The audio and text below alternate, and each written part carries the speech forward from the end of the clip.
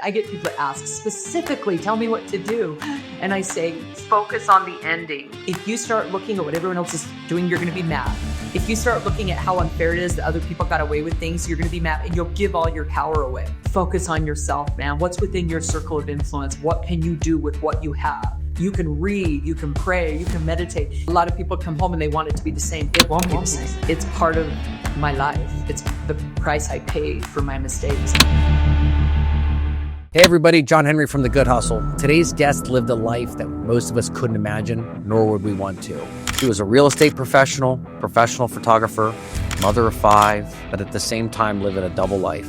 Mortgage fraud, addiction, and doing things that she never thought herself would be able to do. It all came crashing down when the feds came knocking on her door. She ended up with a 7-year federal prison sentence and years away from her family. But today she shares her story of faith, redemption, and hope. Enjoy the episode.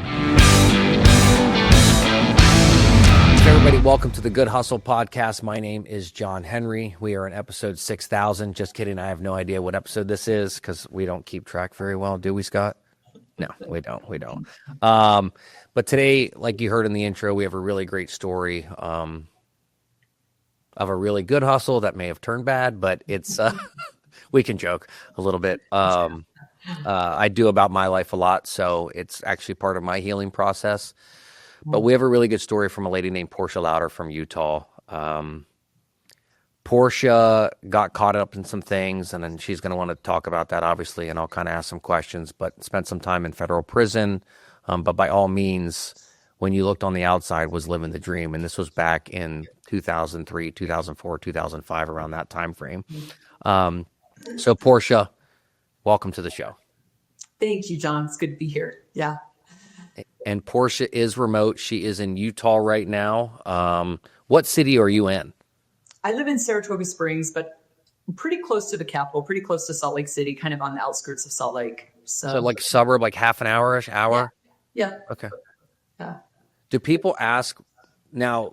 I have friends that'll go out there, they'll move there, and they'll say the first question they'll ask them whenever they move there is, "Are you or aren't you a Mormon?" A member of the Church of Jesus Yes. Community. Yeah, I am. But again, like I kind of don't fit the mold because I spent time in prison and I'm a drug addict in recovery. And so I got the question a lot, what was it like to be a Mormon in prison? And my answer is it was actually amazing because I had so much support, because community is a big thing for members of the church. But I grew up in Utah as a member of the church. But again, my parents were like super hippies. They didn't follow the rules like most people do. So my background was a little bit different than the average member of the church. I completely understand that. And what's funny is, like, I've been watching a ton of your videos. And it's people ask, well, how do you get these guests sometimes? And honestly, you just popped up on my algorithm on Instagram, and I sent you a message. That whole thing for me to be vulnerable and say, listen, who do you know that I should know? Or are you willing to come on the show? Or I'd love to hear more of your story, but I didn't really know much about your addiction stuff. So I'd like to dive a little bit into that as well, if you don't mind. Absolutely. Yeah. So, before all this, what was like for you, like as a kid, like what you grew up with? Like you said, you grew up in the Mormon church. Obviously you weren't in real estate before all this happened. You were doing wedding photographer. You're a mother. Why don't you tell me a little bit about that? Yeah. Well, I'm the oldest of 7 children, and I grew up on the outskirts of a small town in kind of rural Utah. But even my parents were like off the grid type livers. Like they were not people that followed the rules. My mom was like a super hippie. She didn't believe in any structure. She read books about like other countries and how they did things better.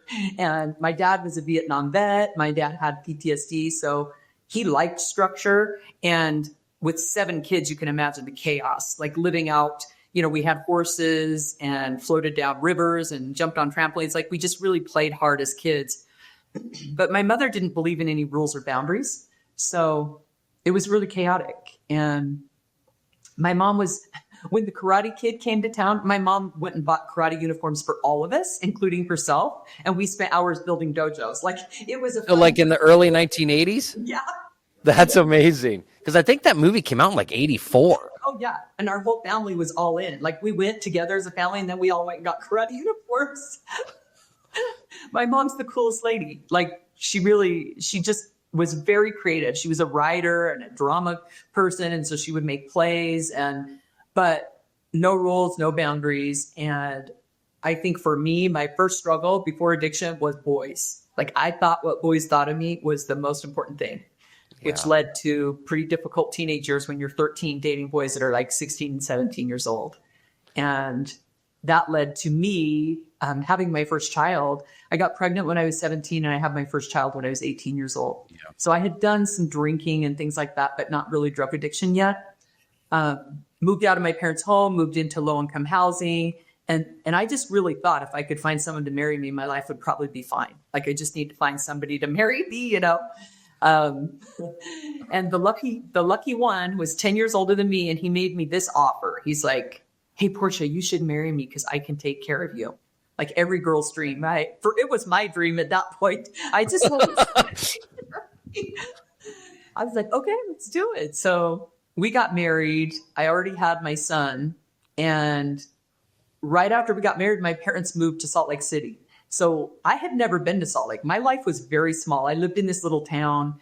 And I remember when I came up to visit my parents, I was blown away that there was a whole world out there. I was like, oh my heck, I could leave and get a job. Like, why didn't I ever know this existed, you know?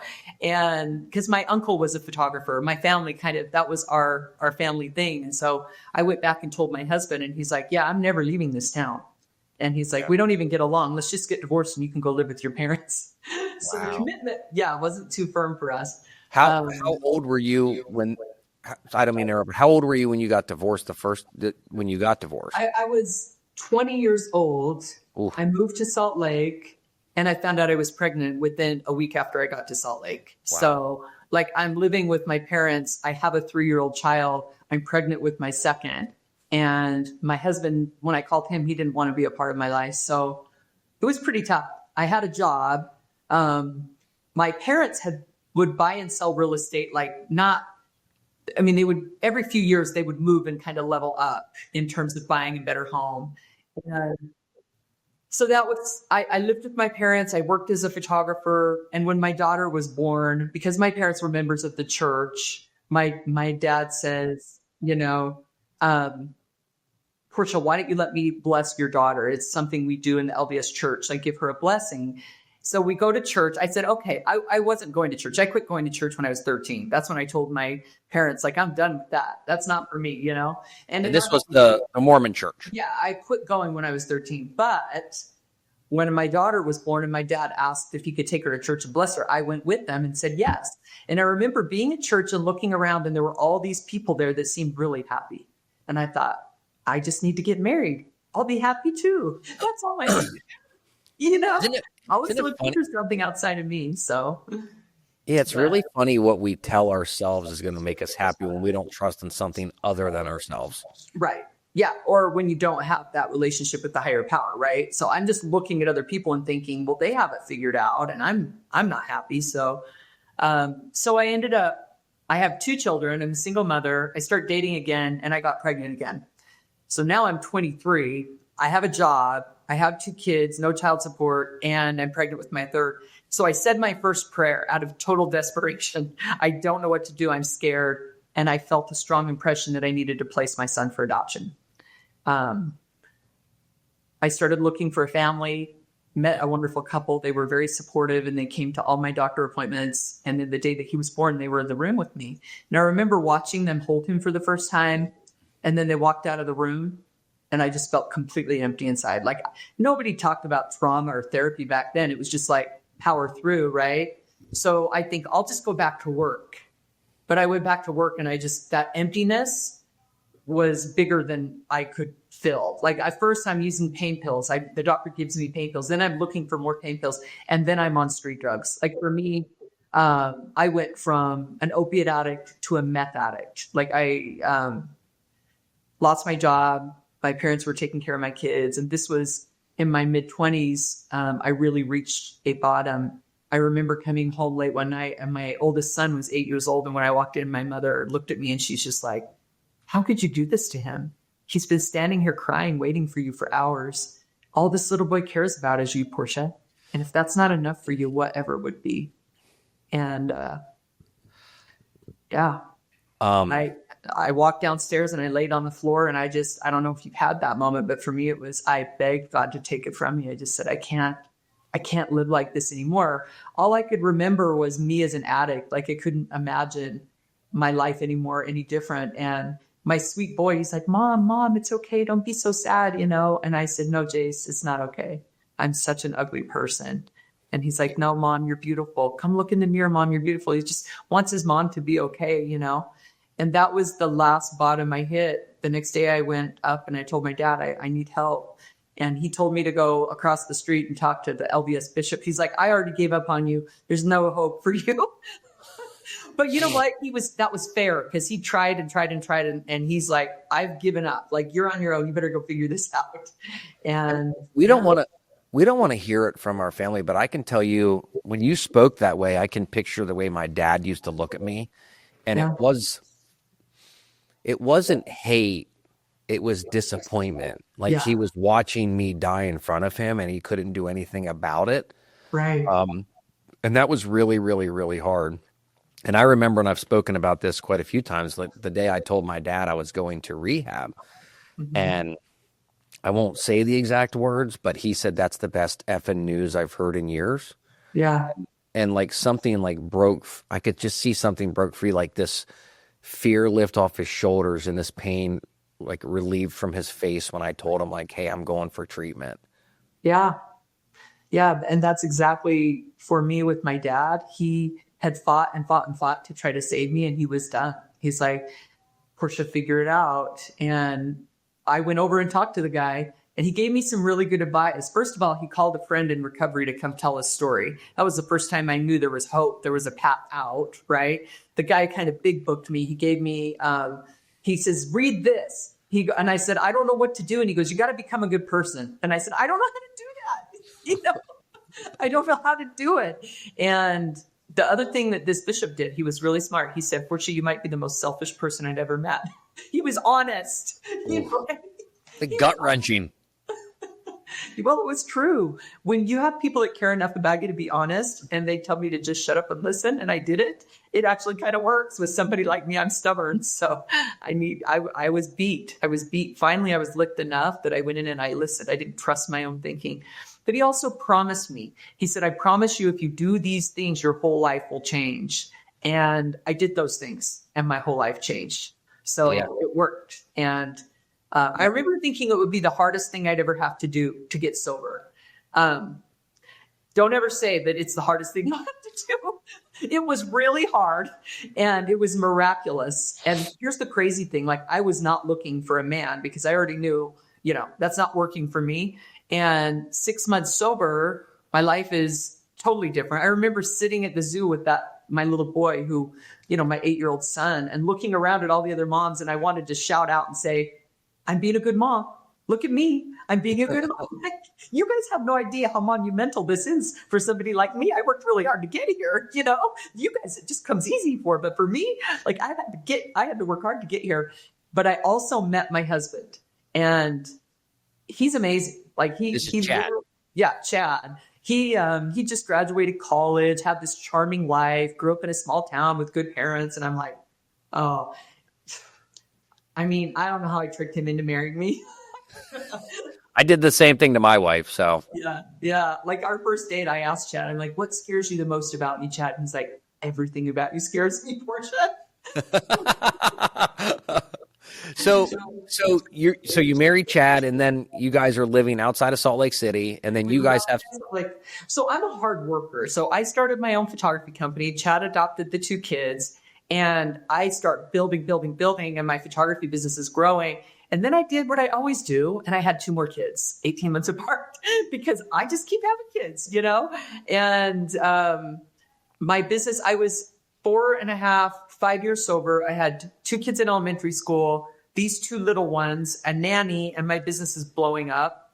And I ended up having back surgery and relapse on prescription drugs. Yeah. Now, what I know about me, and maybe you know this too, I can't take 1/2 of a war tab, or I'm right back off to the races. My brain, the way my brain operates, if I use any drugs or narcotics at all, I immediately think, this is the best version of me. I need more of this. And it tricks me. So.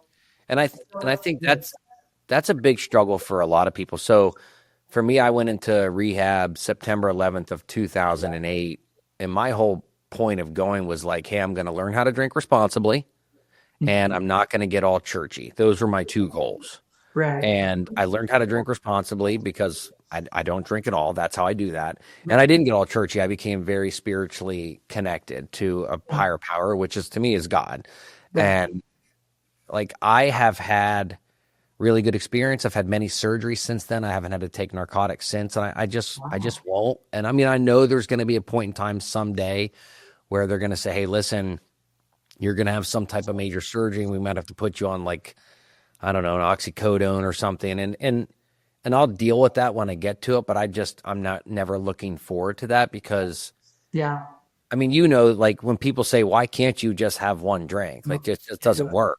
No, it doesn't. I mean, to give you an idea, for me, my hamstring was torn off the bone. I had a pretty bad injury, which was my worst fear.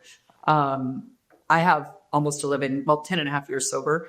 And when they took me, the ambulance had to come pick me up and take me to the hospital. And they basically told me, we can reattach the hamstring. It'll take this amount of time, which means you'll be on narcotics. I know I don't have a hamstring where I said, you can cut my leg off, but you cannot put me on narcotics. It will kill me. I was right in the process of publishing my first book. And I knew if you put me on drugs, I'll lose everything I've worked for. Like I just will. Even you can tell me, oh, we'll wean you off. It doesn't work like that for me. You don't understand this person. Yeah.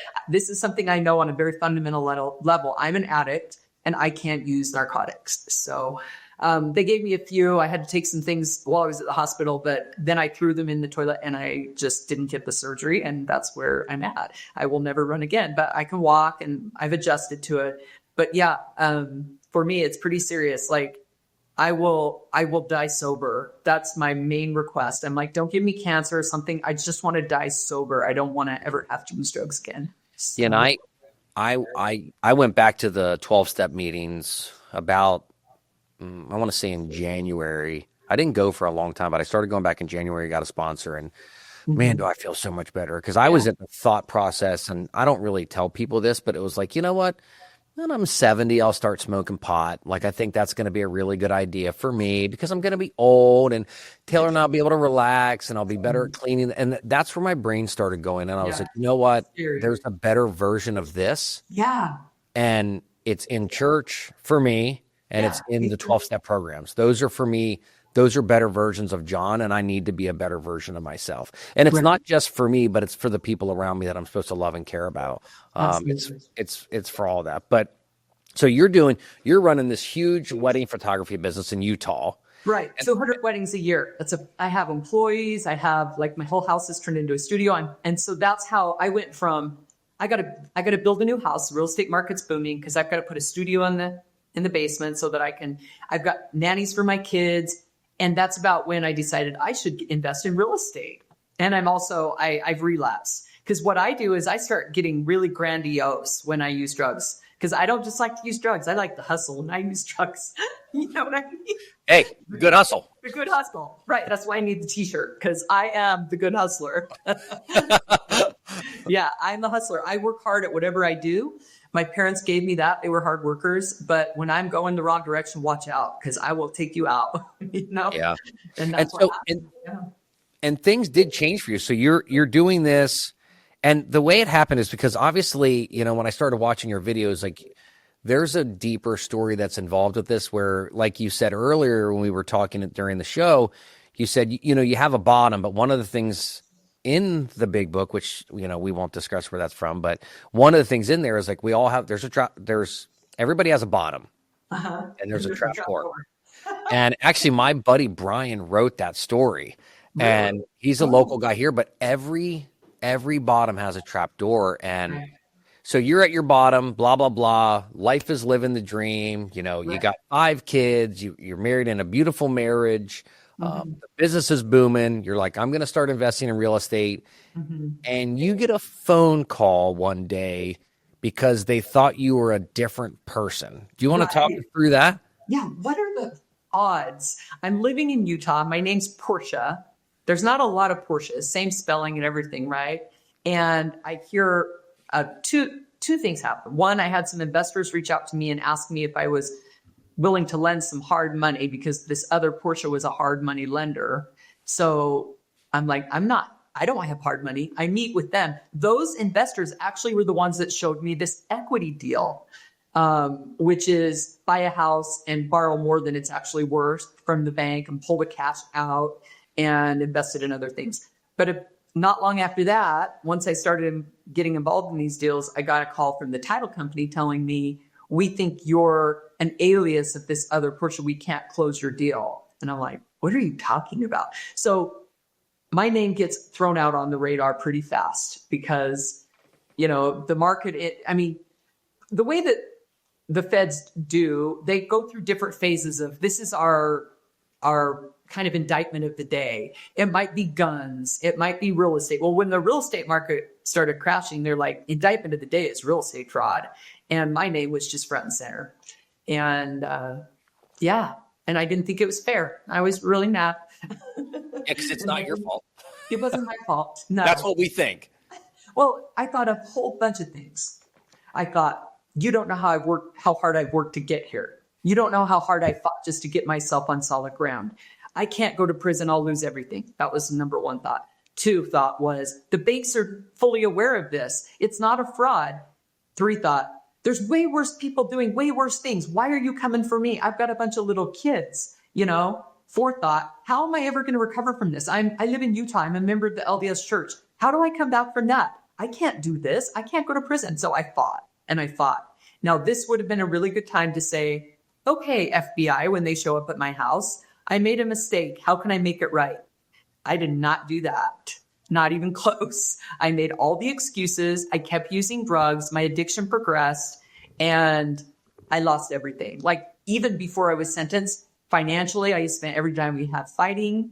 My marriage was really struggling. My kids are growing up and it was the most depressing, awful time of my life. It really was. Looking back to me, that was the worst time of my life. How old were your kids? And so basically the one question I had, so can you walk us through like kind of what the mortgage fraud was and the moment it became real that you were in trouble, and then when it came down to basically facing this sentence, because that was the first video I ever watched of yours, was you well, I'll let you share, but you talking about when you finally got sentenced. Mm-hmm. The reality of that. And I want you to talk us through that next period from the time you got sentenced till you actually had to turn yourself in, because that was time where you were home with these kids. Right. Yeah. Do you want to talk about kind of the fraud case? Sure. The moment it became real that, like, listen, I'm screwed, and how it was for you over those 8 weeks. Sure. Yeah. So the real estate fraud was, I would go lock up a house and say that a builder wants to sell a home for $1.5 million. And I would tell him, I'll pay you the $1.5 million, but I'm going to put it in a joint venture or an LLC. I have a buyer that's going to pay $3 million for it. And all the money over 1.5 is going to go back to the buyer.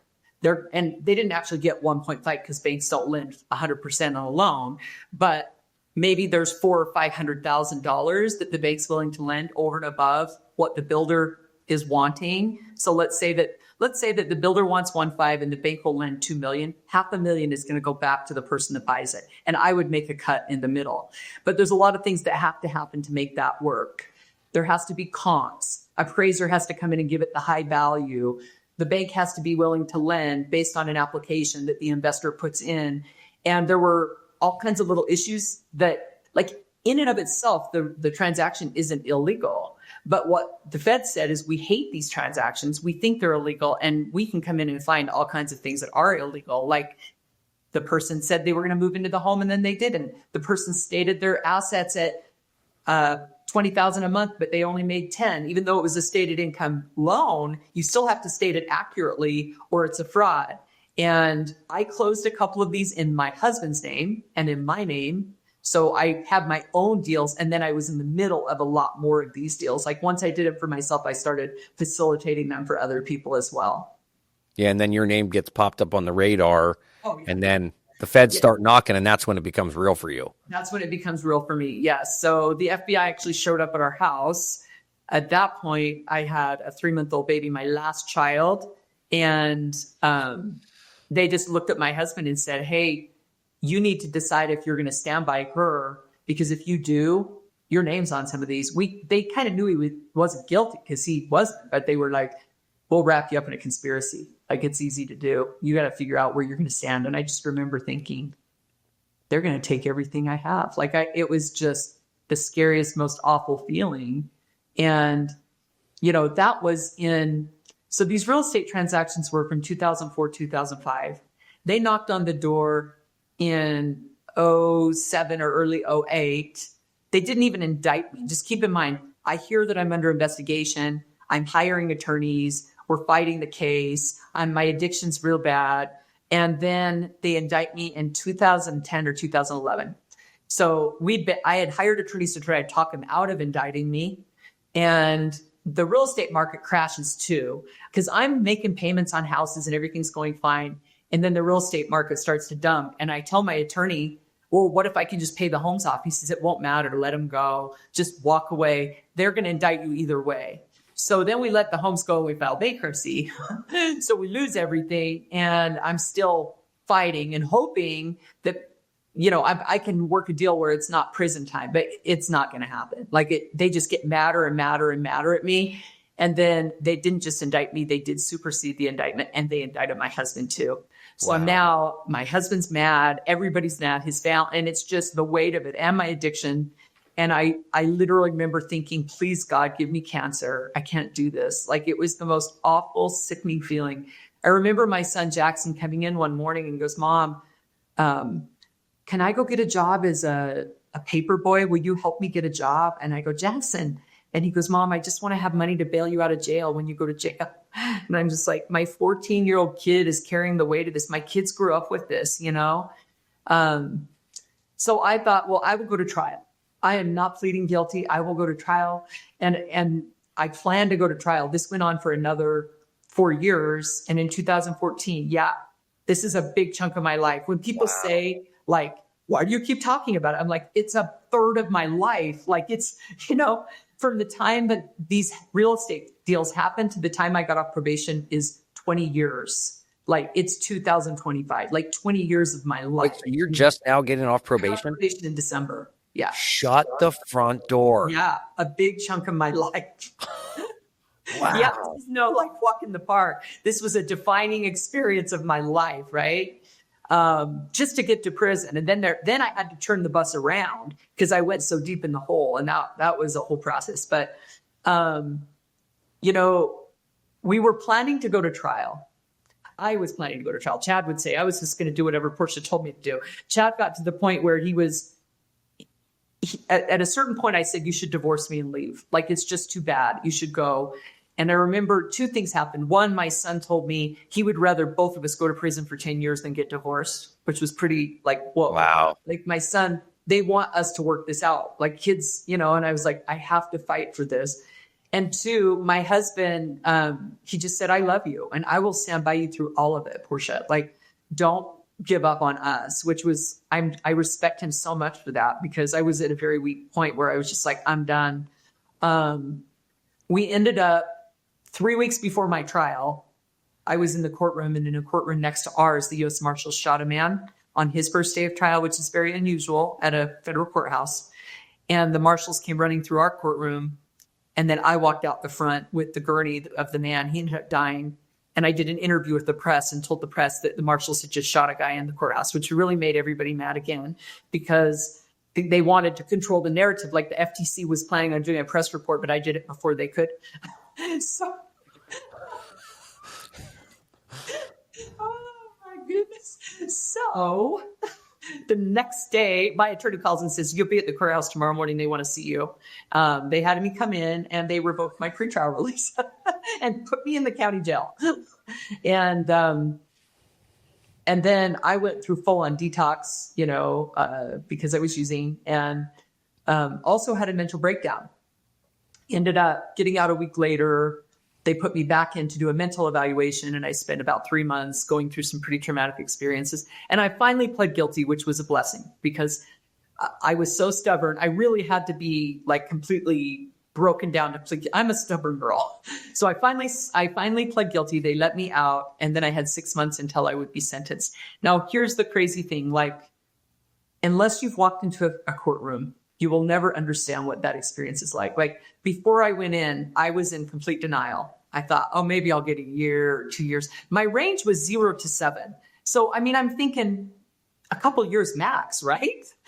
Nope. Not when I walked in that courtroom. As soon as I walked in, I knew the judge is going to give me the maximum today. Like, I've made everybody mad anyway, right? Like, I've drug it out so long there, but I felt the weight of that, the seriousness of what I had done. I remember looking at my husband and my kids, and I just thought, how could I have done this? How could I have done this to you guys? And I got up to apologize. Go ahead. Were your kids there? Yeah, I know, probably a really bad choice, but we just didn't think that it was going to be anything like it was. Although I think for my kids, like I have a podcast now and my kids have shared for them that it was almost like finally we can start, you know, there was some relief in it, even though it was really painful. I remember when the judge told me, Miss Louder, I'm sentencing you to 84 months in federal prison, which is 7 years. 7 years. And I looked back and my daughter was 7 years old, my youngest daughter. And I thought, I just got sentenced to your whole life in prison. Like, it was just so stark. Hard to imagine that I could do it. And it kind of took my breath away. I remember looking back at Chad. Now, the judge was mad. And he basically said he wanted the marshals to take me. They'd had it with me, you know, the little shooting incident, all of it. They just had it with me. And so he's like, take her into custody today. And I was not a threat or a danger to society. So I thought I would get time to say goodbye, but he wasn't having it. And that's when my husband stood up and he just pled for me. He's like, Your Honor, please don't do that to her. Please give her time to say goodbye to her kids. I remember looking at Chad and going, I married a hero. Like, for him, because he had been drugged through so much, to be standing there and pleading for me. And I knew we would get through it together. That's the power of God. That's the power of God that shows up for you when you haven't even earned it yet. Like, I knew I'd have to earn it at some point. That's grace. It's grace. Yeah, it's grace. And I felt it that day, and I felt the power of it. And it was very humbling. The judge gave me 8 weeks, and I walked out, and my life has never been the same. So I remember driving home and just thinking what a fool I had been to have traded something as valuable as time for something as worthless as money. Like, how could I have, you know? And I remember listening when you were talking about the last day, one of your parents took the kids to school, yours or Chad's. I don't remember what you said. My mom, yeah. And you had to say goodbye to them that morning. And then Chad took you to prison. Which was that in Minnesota or was that in California? So I was sentenced to Dublin, California, which is outside of Oakland. It's 14 hours from Utah. Oh, that's right. Yeah. Yeah. So I said goodbye to my kids. One of the more heartbreaking experiences of my life, you know. I remember cleaning my house one last time and just thinking how I would live without him. How could I live without him, you know? He drove me to Dublin. We spent the night in a hotel, and then the next morning we got up and we went to a restaurant and just at a cafe for breakfast. And I remember looking at Chad and he was crying and he goes, Portia, I just love you so much, you know? And I said, Chad, take me to the prison. I can't do this another minute.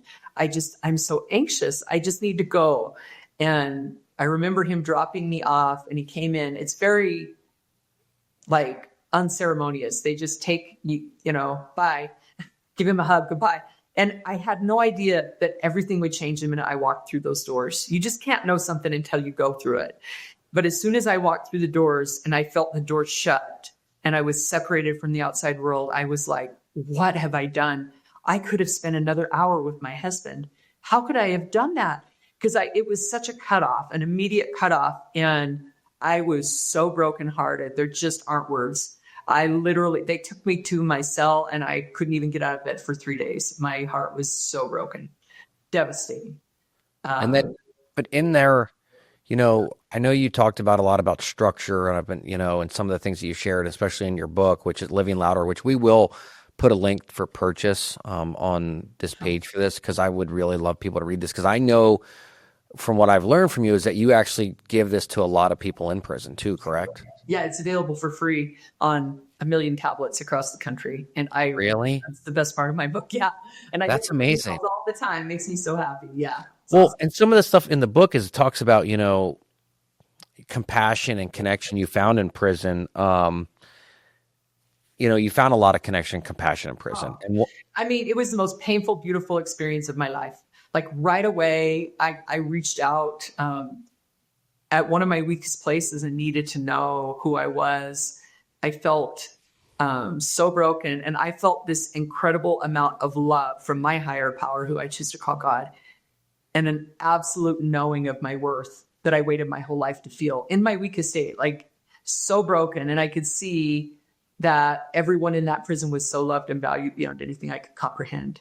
And it changed me, because when you know who you are, you kind of see who everyone else is. And you know this through sobriety, right? When all of a sudden you understand on this fundamental level that we are so much more than this physical form, that our spiritual ability to transform is grander than anything we can comprehend as humans. I could see you can do really hard things when you know who you are.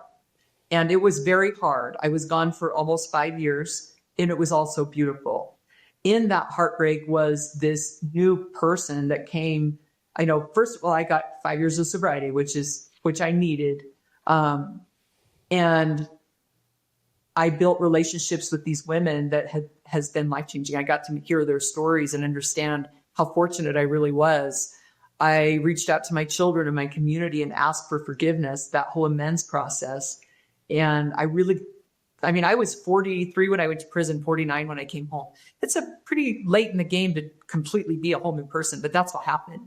I don't do photography or real estate. I do it as a hobby, but I'm now a recovery coach. I'm a writer and a speaker, and all of that came from those experiences. But you don't know it when you're going through it, right? Like you're going through this transforming, leveling, process, this refining process. And the only thing that you can do is, for me, rebuild my character and become the best version of myself. And then the path opens up for you. And that's really what happened for me. By the end of my sentence, I was really happy and I liked myself. And that's the coolest thing ever. Like when you look in the mirror and say, I'm a great person, that's the best thing that ever happened to me. It is so unheard of to love yourself, especially for people that struggle with mental illness and or addiction like myself and yourself. Yeah. Looking in the mirror and saying that guy's okay. So even in early sobriety, I thought the worst of me. And I will say, I did an episode of this show last week with a local guy named Dave. Dave's a football coach, yada, yada, yada. And I guess one of my bad habits I still have is I still talk about myself in past tense as the piece of crap that I used to be. Mm-hmm. And I have a good friend of mine named John, and John trusts me with his family, and I trust John with some of my business. And he asked me on the phone this week, he said, hey, I listened to your podcast, which just came out on Tuesday or Monday. And he called me Monday night and he goes, I need you to do me a favor. I need you to stop acting like you're the person you used to be. He said, I need you to start acting like the person you are now when you're talking about yourself on the show. Right. Sorry, because I still tend to live in that past where I feel like that 11-year-old kid I used to be who's just trying to hold on to something, like just any little bit of hope. And that's where my life turned. But it was really cool to hear that from a friend say, listen, please stop beating yourself up on your show. Like you're a good person. And don't forget that. And I still make mistakes. We all do. You know, I'm not perfect. That's progress, not perfection, as you know. Yeah. But, and just hearing that from other people is really helpful. And I'm sure you hear, I hear a lot, which actually I've heard you talk about too, is, hey, this episode really helped me. Hey, what you shared today really helped me. And I guarantee that, some of the things that surprised you most about the women that you met helped you in so many different ways. Like the women you met in prison, what were some of the things that surprised you the most? And then to piggyback off that, how does it feel with you writing the book now and knowing that you're doing the same thing that others did for you? Oh, I love that question. Real quick, I wanted to give a shout out to Deer Valley Land Transfer. When buying your home in the state of Pennsylvania or anywhere in the country, it's important to have title insurance to make sure there are no liens against the property or anything that may not be known, whether it's about the deed, size of the property, anything that you can find out that could be negative or harmful for you in the future, they protect you. This is an insurance that is mandated if you're getting a mortgage, and if you're paying cash, you should still do it anyway. Deer Valley Land Transfer.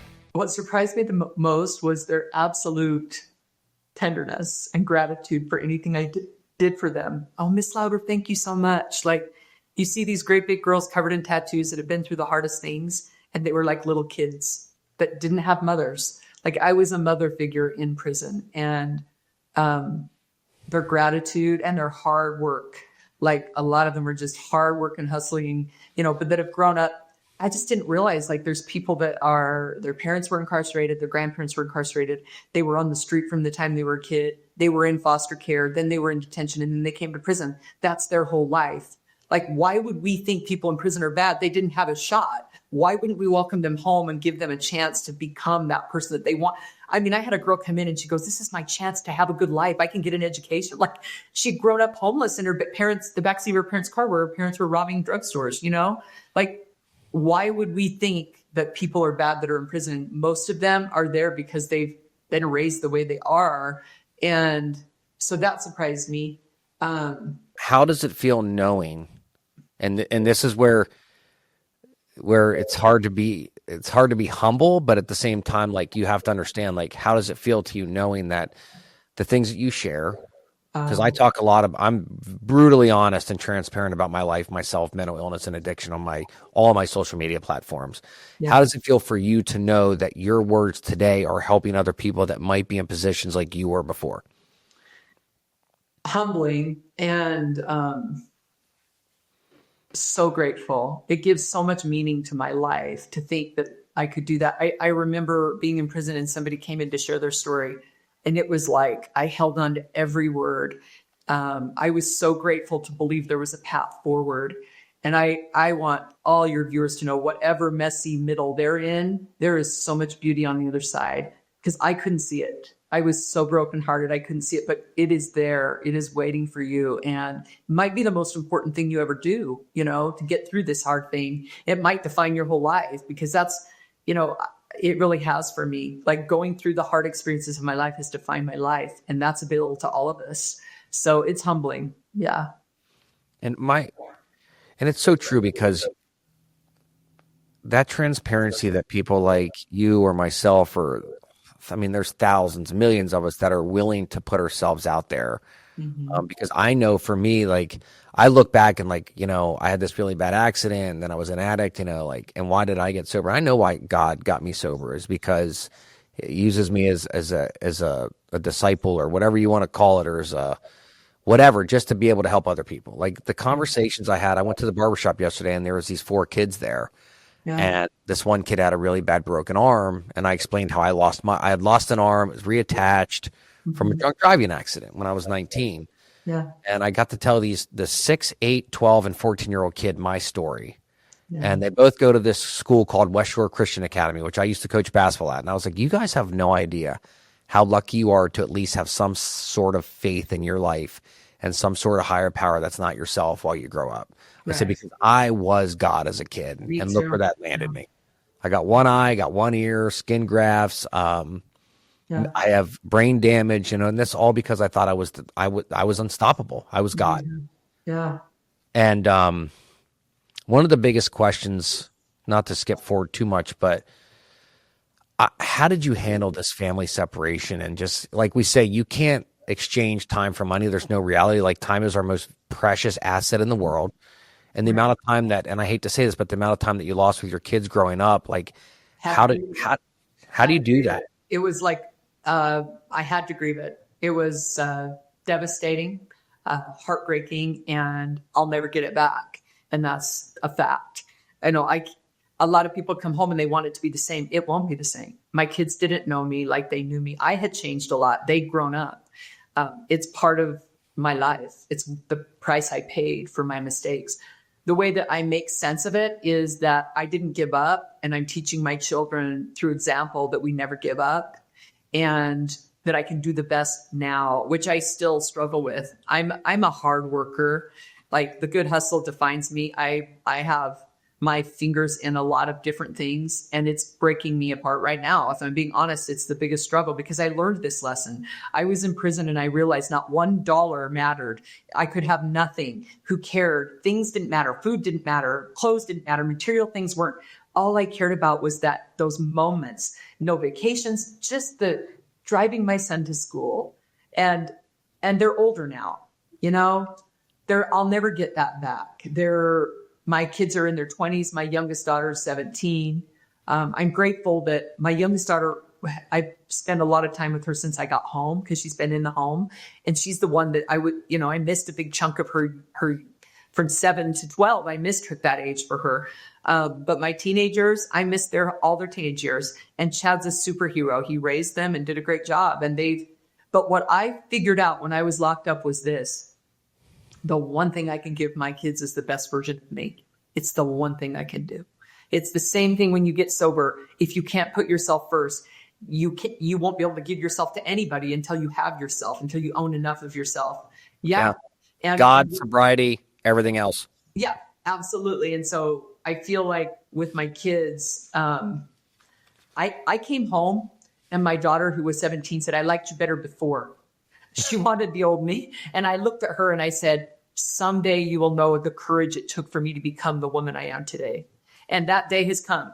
Like, we have rebuilt our relationship, but it wasn't easy because I was an addict before I went to prison. So their childhood was me addicted, buying them things, money being my God, right?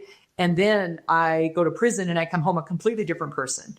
So that was hard for them to reconcile. For me, the loss of those years is the price I paid. It's that pain that I built a new life on. And I will never go back because I was willing to feel the pain and accept and take ownership of those choices. But I grieved it like you would grieve your child dying. I lost those years. Yeah. And I'll never get them back. So. Well, and the other thing that I did want to ask you about, because I know something that I've started to do that's really been healing for me that I know you did in prison is you journaled a lot. You ended up writing a lot, which ended up how your book was written, which is Living Louder. Yeah. So that was one thing for healing. But the other thing that I heard you talking about, which is something that I struggle with today, which is this. I struggle. Like, you stayed out of the TV rooms in prison. Yes, I did. I stayed out of the TV rooms because I watched what happened to people that were in the TV rooms. They had nothing to show for their time. They could sit there for 4 years and come out no different. And it scared me. I thought, I got to have something to show. Because of the pain I was in, I was driven. I had to rebuild my character. I was very weak in my character and in my integrity and who I was. So I was very disciplined with my time in prison. I read and I studied and I prepared and I walked through the pain. I meditated and I read the book over and over. I slept. I read my scriptures. I worshiped. I did the things that would help me become the best version of myself for my children. It was my fight for my children. And then for me, like, I even got to a point where I was like, I want to be better for you, but even more for me, because I'm tired of suffering. I can't do this anymore. But I stayed out of nonsense and I stayed out of TV rooms and I found ways to have meaning even in prison. And I was very scared to come home. A lot of people are, I'm going to go home and everything's going to be great. I'm like, no. I was an addict. I don't know how to live sober. The minute I got home, I went to a meeting. I started working in drug treatment. I did not want to lose what I found in prison. I found the better version of me and I didn't want to give that up. And so I fought for it and I still do. I serve a lot and that's what keeps me in recovery, And I think that's why there's two words that I can use to describe you, and it's redemption and advocacy.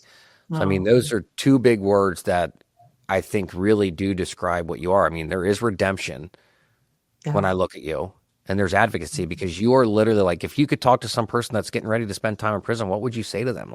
I would tell them, this will be the most painful journey of your life, and there is so much beauty on the other side. And I can't tell you what your process, like, I get people that ask specifically, tell me what to do.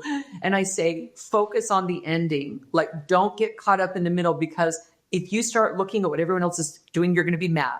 If you start looking at how unfair it is that other people got away with things, you're going to be mad and you'll give all your power away. Make a list of your part. Take ownership of your part. Reach out, ask for forgiveness, those steps, right? And focus on yourself, man. What's within your circle of influence? What can you do with what you have? You can read, you can pray, you can meditate. How beautiful is it that I got 5 years away from that? Who gets that? Ugh. Who gets that? I won the lottery. The first thing I do is erase all social media. Every one of them. Gone. For me, social media is such a challenge, but not just that, just the dang phone. But social media I give too much of my time to social media. I'm going to take a little bit of a break on that because it's been wearing me out. It's a lot. So. Yeah. You talk about, I want to discuss with you, like that first day back from prison, and like, there's a big fear when somebody gets out of prison. And even if you go back to watching like Shawshank Redemption, let's talk about when Brooks gets out. He can't handle it. Right. He ends up killing himself. And it's just a movie. But when you're saying, I'm sorry, I didn't mean to interrupt, but I want to. It's completely overwhelming to come out of prison. It totally is. We're talking about getting out, like you're done with prison. But I want to talk about if it's how.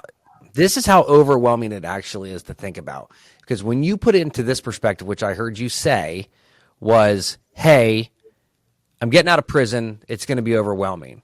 But there was 1 year before you got out of prison, you had to transfer to another prison. Right. And you had to do it on your own. Yep. And it was. So why don't we talk about how overwhelming one day out was by yourself when you were still in? Can we talk about that day? Oh, yeah. So imagine that for 4 years, I've been behind a fence. I haven't been in a car. I have, they tell you, you get up at the same time, you go to sleep at the same time, you eat the same food every week. Everything is so structured. And they let me walk out the front of the prison. I still have a year left of my prison sentence. And instead of taking me in chains and shackles and handcuffs, they just, because my status is so low that they're like, we're just going to let her fly there herself. So they dropped me off at the airport in Minnesota. And I am so completely overwhelmed. I'm almost crying. I walk up to a lady that has a uniform on because all I know are the people from prison and the staff members. And I say, can you help me get to the plane? I don't know how to get to the plane. I remember, this is embarrassing, but I walk into the bathroom and I had like a big roll of toilet paper stuck to my shoe. When I walk out, some guy comes up, he's like, Miss, and I grabbed it. I'm so shook up. They gave me $10 and told me to find a meal. Oh my head. A meal? Like, I don't know how to go pick a meal. Like, they've been giving me my meals every day for years. I was thinking, I'll get vegetables. I'll get this. And then I just ran to McDonald's because it was the only thing that I knew just exactly how to do. Everything was scary to me. When they got me to the plane, there were two things that were surprising. One was, now I understand, but when I got on the plane, the two people sitting next to me didn't even say hello. They looked at their phones for a straight 3 hours. They didn't even acknowledge me. And it shocked me because I'd been away from technology. And in prison, someone shows up. You're like, hey, how you doing? What's going on? How can I help you out? I was surprised that we weren't having conversations because it was so normal in prison. But when I finally got to the airport, again, they told me to find a taxi. They gave me the money to pay a taxi. So all I do is I follow the path of everyone else. And I finally see a yellow cab. And I'm like, can you take me to the prison? And the guy's like, why are you going to the prison? I go, I live in the prison. And he's like, why do you live in the prison? And I said, just take me to the prison. Because they have cheap rent. That's why. Just don't ask questions. Just take me, please. No. Finally, I got to the prison and I was so relieved when I walked in. I walked in and I mean, it was a camp, so it was much less secure. They didn't have like all the moves and the wires and the razor wire. And I gave the guy the address, the taxi, and we get there and he's like, well, good luck to you. He handed me his card. If you need anything, let me know. And I'll talk to you in a year. Right? I just like, get me to the prison as fast as I can. Like, that's how scary it was to get out. That was only one day. Hey, everybody. I wanted to talk to you about A+ Mortgage Solutions. They're one of our sponsors, Jeremy and Angie McMichael. Not a couple, but they're phenomenal. They are great lenders. They have worked with hundreds of buyers on my team over the last couple of years. If you need help with a mortgage, whether it's a HELOC, a mortgage, anything, any questions you have, refinancing, check the link below. Their information is there. Now back to the episode. That's what I'm saying. Like, that's the perspective somebody has to realize. Like, that was one day, and now you're out. You've been out for 5 years or so, right? 5.5 years. Yeah. Yep. And so your faith today, your view on God, forgiveness, that has been the biggest steps in your moving forward progress, correct? Oh, yeah. I know who I am, and that's a child of God, and I feel so loved and cared for, and I'm so grateful for that. We are so much grander than we can comprehend. We are literally children of a loving Father in heaven, and he is working in our lives. Now, that's my view. I understand everybody's where they are, and yeah, but that's my view. And that power in my life, that love guides me. And I feel when I meet people and connect with people, he's just working in my life. Talk about a different view from what I had. And it was worth it. I don't have that conflict in me anymore. That one where it was like me against the world, it doesn't exist. God has taken that from me and given me beauty for ashes. And I'm so grateful for that. So yeah, my faith, he guides me. I go into some crazy places. I was at the homeless shelter the other day. I work in the homeless shelter. I work with people who are in active addiction. And this guy comes out and he's like, roar! He keeps yelling at me. And I just pulled a $20 bill out. And I said, look what I have. I'll take 20. But I love him. I gave him a hug when we got done. I see God's children wherever they are. So I want to say to you, I think you have a beautiful story of redemption. And I know you still get hate today, I'm sure. Oh yeah, it's okay. Yeah. When you go to prison, you quit caring about what anybody thinks. It's the freedom card, right? No matter what comment you say to me, I've already said it to myself 1,000 times worse. There's nothing you can say to me that I haven't already said. So I wore a shirt yesterday. I walked into a restaurant. All my friends made fun of me. I said, I don't care. You make fun of this shirt all you want. I like these flowers. I don't care. Like it don't bother me. I don't care. I'm just a hick. That's freedom. That's freedom, right? But first off and foremost, I want to say I'm really grateful I got to see you on my algorithm. Like I just think that was obviously there's no coincidence in that. I'm really grateful you got to come on the show today. I think your story is nothing but redemption, faith, and hope. And obviously a good hustle that went bad, and that's okay. That happens. But I did want to ask one final question, if that was okay. Yeah. Go back to 2004. What would you tell Portia? Don't you give up. Things are going to get hard. Obviously, it would be really nice to tell Portia not to get involved in the deals that she got involved in, but I feel like that was probably going to happen regardless. Like Portia wouldn't have listened to Portia or anybody else. But what I would have done is I would have said, you have a beautiful soul. You don't know it yet. You don't even know who you are or why you're here. But don't you dare give up, because God has big plans for you. Amen. So, yeah. And that's the one thing, that's the message. Like, don't give up. And that was the same thing. A lot of people that do talk about that have strong faith or that have come through something, I always like, don't give up. Like, and kids ask me like, do you regret your past? No. Yeah. I wouldn't be sitting here today, and I'm a very happy person right now. Me too. I had to go through the struggle to get here, but it was worth every bit of pain to get through. It was worth it. Yeah. Amen to that. Well, I look forward to reading your book. I look forward to seeing your story continue, and I look forward to see your growth and your sobriety. And I'm really grateful that you do have 10 and a half years. Next month, I'll have 17. But by the grace of God, I still have work to do. Obviously, you just don't get freebies until then. But hey, my life has never been so good. And the way people look at me today, as opposed to what they used to look at me, is just one of those driving forces that says, hey, you're doing it right. And I'm going to keep continuing. I hope you do the same. Thank you so much, John. You have a wonderful day. Thanks, Portia. I'll send you a message then. All right. Thank you. That's good. All right. All right. See ya.